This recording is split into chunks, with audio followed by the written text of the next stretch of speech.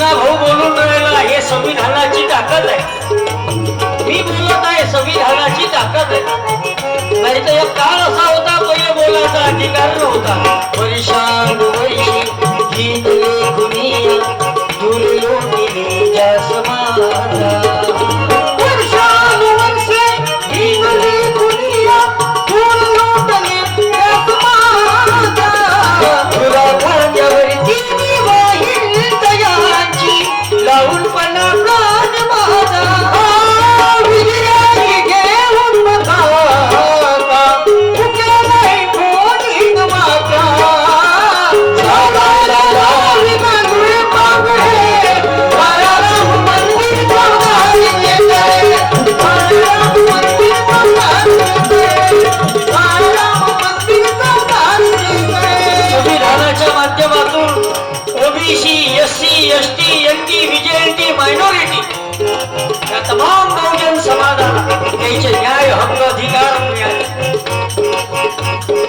आता हे संविधान वाचणं महत्वाचं आहे, पण हे संविधान वाचणं जेवढं महत्वाचं आहे तेवढं संविधान वाचवणं ही आजच्या काळाची खरी गरज आहे.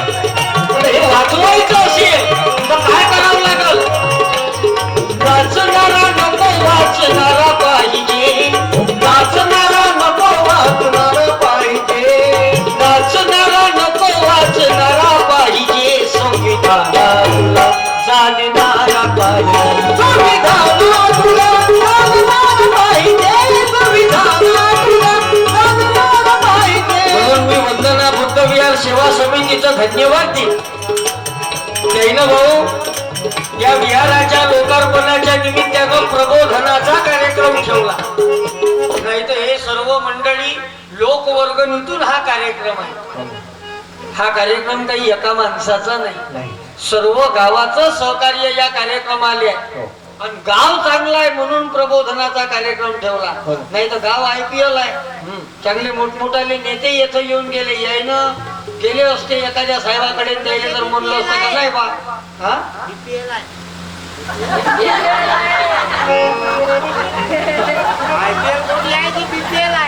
अच्छा अच्छा हो बरोबर.